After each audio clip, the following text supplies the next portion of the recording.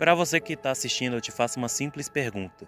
Como que você moldou seu gosto musical? Provavelmente algum amigo seu, alguém da sua família te recomendou alguma música e você passou a gostar dela. Mas eu posso te garantir que a mídia tem um papel muito importante nessa resposta.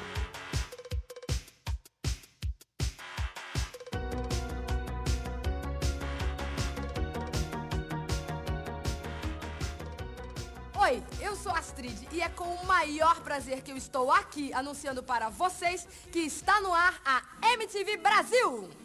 Anos atrás, o acesso à informação sobre o mundo da música era bastante limitado ao grande público.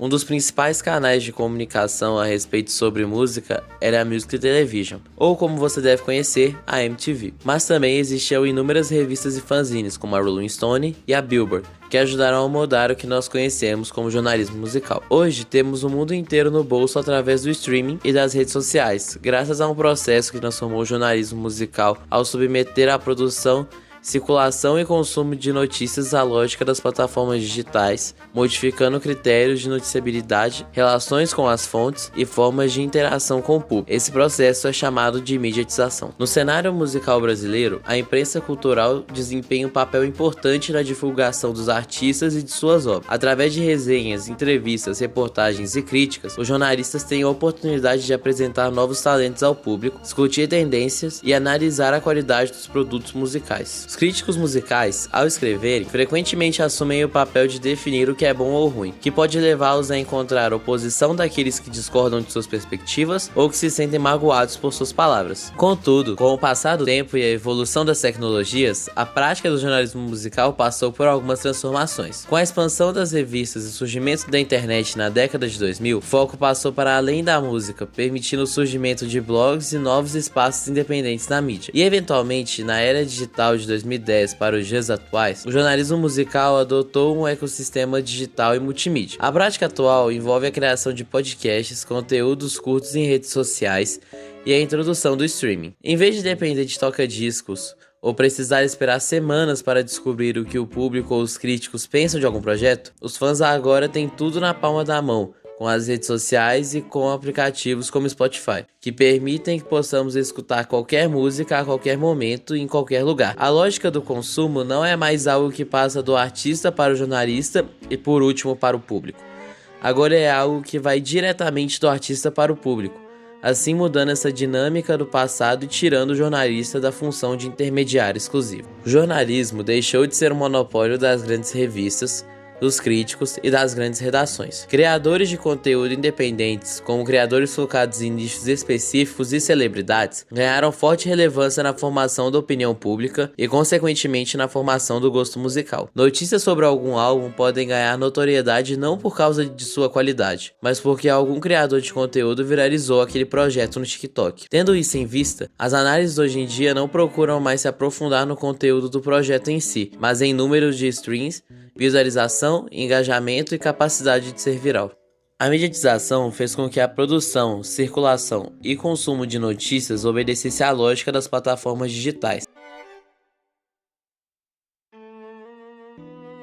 Hoje a crítica musical se transformou em um vídeo de reação no YouTube, em fios detalhados no X, ou melhor, Twitter, em análises estéticas profundas no TikTok, ou em sites especializados para quem realmente se importa. Um dos destaques na área é o ex-dentista, baterista, colecionador de discos e o terror dos fãs de música pop. Com mais de 815 mil inscritos no YouTube, ele provou que a sinceridade cirúrgica ainda tem espaço na comunicação. O jornalismo musical não morreu, que é a prova apenas mudou de endereço, a crítica musical não morreu, ela apenas mudou de plataforma. Em uma era dominada por algoritmos de recomendação, engajamento por clickbait e elogios fáceis de assessoria, a figura de Regis se destaca justamente por nadar contra a correnteza do politicamente correto. De fato, o Regis é muito interessante como jornalista musical, até porque ele trouxe toda a trajetória dele para a internet. Seria muito legal se a gente pudesse entrevistar ele.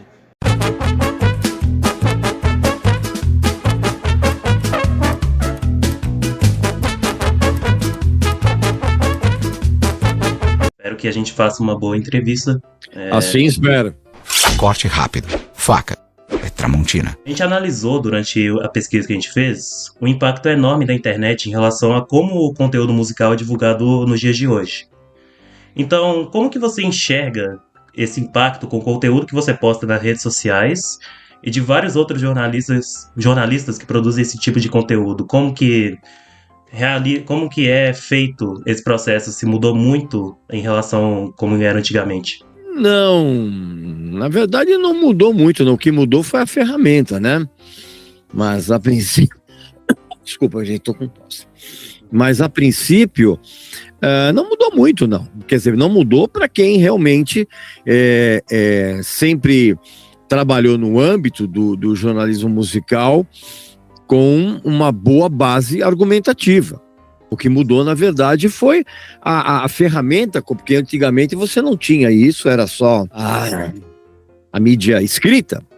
Isso. Assim, e a internet, evidentemente, que expandiu isso de uma maneira absurda, até mesmo sem controle. Sim. Mas, assim, para quem realmente trabalhou com o jornalismo musical, para quem realmente levou a sério a crítica musical, na verdade, em termos de trabalho, em termos de exposição de argumentos, isso, pelo menos para mim, não mudou absolutamente nada. Eu sei, lamentavelmente, que alguns colegas, lamentavelmente, acabaram virando personagens, né?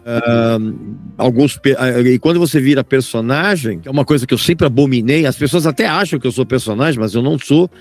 Muito pelo contrário, eu sou muito pior do que vocês imaginam. Mas muita gente acabou perdendo um pouco o senso crítico, seu próprio senso crítico, por medo de um negócio chamado cancelamento. Então, lamentavelmente, isso acabou afetando muito a arte da crítica musical, vamos dizer assim, porque, lamentavelmente, muita gente deixou de ser uma espécie de curador informal, que era realmente como o jornalismo funcionava em tempos em que os seus pais ainda nem se conheciam, mas muita gente, lamentavelmente, deixou de lado a capacidade argumentativa com medo do cancelamento. Então, houve sim essa mudança, né, na maneira como quem faz crítica hoje em dia encara a receptividade. Se o jornalista, o crítico musical, ele não se incomoda com a receptividade, como é o meu caso, eu tô pouco me lixando se a pessoa que está me assistindo vai gostar ou não, porque a minha tarefa não é agradar ninguém. Então, quem realmente leva a sério, vê e viu e vai continuar vendo na internet uma ferramenta muito poderosa. Mas, assim, a maneira, a capacidade argumentativa, não, para mim não mudou muito, não. Eu continuo falando aquilo que eu sempre escrevi. Isso que eu ia perguntar, porque você mesmo disse que as pessoas começaram a ter um pouco de medo por conta da cultura do cancelamento, que realmente é bem presente nos dias de hoje.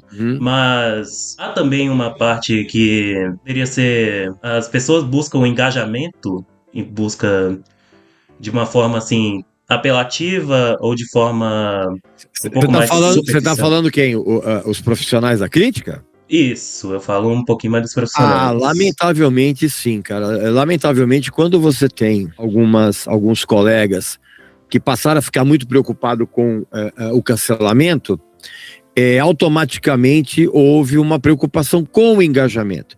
Então, infelizmente, eu vejo muitos colegas, por exemplo, tecendo críticas a determinados artistas, por exemplo, a determinados eventos, com uma preocupação para não ferir os sentimentos do fã retardado, que até uma redundância, né? Porque todo fã é um retardado, e ao mesmo tempo ele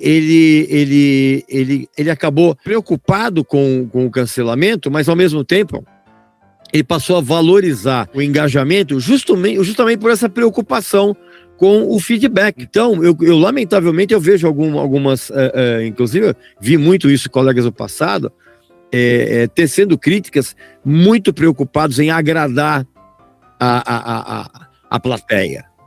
É a mesma coisa, por exemplo, de você ter um artista, por exemplo, que ele está muito mais preocupado em agradar a plateia do que genuinamente expor a sua arte. Então, isso do jornalismo acabou acontecendo também, infelizmente.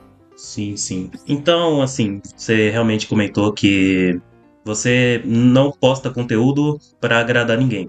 Na sua opinião, mas a gente também gostaria de saber como que poderia funcionar uma interação entre o seu público. Não necessariamente falando na parte de agradar, mas como que os seguidores podem te contribuir com alguma coisa do seu conteúdo? Por exemplo, alguma recomendação, alguma sugestão? Sim, isso acontece mesmo.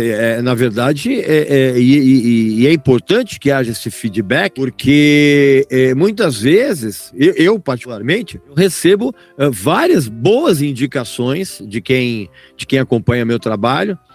Normalmente a pessoa fala assim, pô, legal você ter falado do artista X, mas pô, você já ouviu o artista Y, que faz um som similar? E evidentemente que a gente não conhece tudo, né? Então muitas vezes eu já recebi boas dicas de quem acompanha meu trabalho. E é importante que haja esse feedback, porque a troca de informações, ela hoje é um tesouro muito precioso. Da mesma forma como a própria informação, ele é um tesouro muito precioso para as empresas. As informações pessoais de vocês valem muito mais do que aquilo que vocês compram. Pega o futuro do jornalismo. A gente tá falando mais do musical, mas eu quero também abranger de forma assim, como que tá.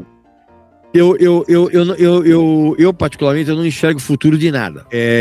Eu não faço previsões de nada, eu não crio expectativas de nada, porque a gente vive num mundo em que muitas vezes algo que se torna velho, tempos depois volta a ser. Sim. Né? Volta a ser primordial. Olha o lance dos LPs, por exemplo. Que numa determinada época da minha vida, LP, vinil, era um lixo, e hoje virou o contrário. Assim como vai acontecer com o CD. Por exemplo, vamos citar um exemplo bobo. Então, na verdade, eu procuro não ter expectativa de nada. E isso é uma coisa que me ajuda muito na vida, porque hoje, lamentavelmente, mesmo dentro do jornalismo, vamos falar dentro do jornalismo, há muita gente frustrada. Há muita gente que adoraria ter seguido um outro caminho e acabou não acontecendo, até por uma questão de sobrevivência. A gente vê, por exemplo, assessorias de imprensa absolutamente horrorosas, formada por jornalistas talentosos, mas que por força da circunstância acabou tendo que ficar fazendo releasezinho para artista medíocre. Então, eu procuro não ter. Aí você me pergunta, como é que vai ser o futuro? Cara, não sei. Vamos supor que amanhã a internet inteira desapareça. Já muda totalmente a perspectiva de todo mundo. Muda completamente. Então, assim, eu, na verdade, eu sou um velhinho, e velhinho sempre pensa um dia após o outro. Então, a gente já conversou sobre esse negócio do engajamento. Nesses tempos, com os vídeos cada vez mais curtos, graças ao TikTok, ou nesse caso pode ser desgraças ao TikTok, porque realmente tá uma mudança assim bem drástica na forma de produzir conteúdo. Você já comentou que não pretende alcançar ninguém, mas em relação ao público jovem, você consegue ver como que os jovens possam analisar música graças a algum vídeo do TikTok? Ou você acha que precisa de um vídeo mais... tem que prender a atenção da pessoa? Ou tem que... Cara, não. Assim, Desculpa. você não tem que fazer nada. Porque a partir do momento que você começa a burilar o teu trabalho para captar a atenção da chamada geração Z, você já tá errado. Errado porque, na verdade, a atenção, ela tem que ser, ela tem que vir do público para o artista. Sim. Não o contrário. Porque o artista, a partir do momento que ele começa a se preocupar com o que o público gosta ou não, ele vai medir a régua dele de ousadia e de independência pelo gosto dos outros. Então é muito comum, por exemplo, você ver artistas, por exemplo, dizendo o seguinte, falar, não, cara, eu vou lançar meu trabalho, eu não vou ficar preocupado se o fã vai gostar ou não. E esse artista tá certo. Porque a partir do momento que você começa a se preocupar com o que o mercado vai querer de você, você está lançando um produto e não arte. Quando você lança um produto, você faz uma pesquisa de mercado, você vê mais ou menos qual é a a necessidade do público, o que ele precisa ouvir, o que ele precisa adquirir, o que precisa comprar. Quando você começa, e veja bem, a maioria dos artistas e bandas hoje tem esse tipo de postura. Eu preciso fazer aquilo que o mercado espera de mim. Precisa engajar nas redes sociais. Exato, então aí você fica chato, aí você fica previsível. Então sempre os artistas que vão, e os artistas de bandas, e quem quer que seja, que faz a sua arte e vai receber como consequência a atenção do mercado, esse tem mais chance de se dar certo. Porque aí todo mundo que começa a fazer estratégia, todo mundo acaba soando igual e fazendo as mesmas coisas.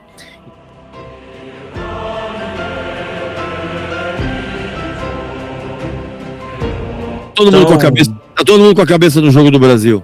Vamos, Haiti! Vamos, Haiti!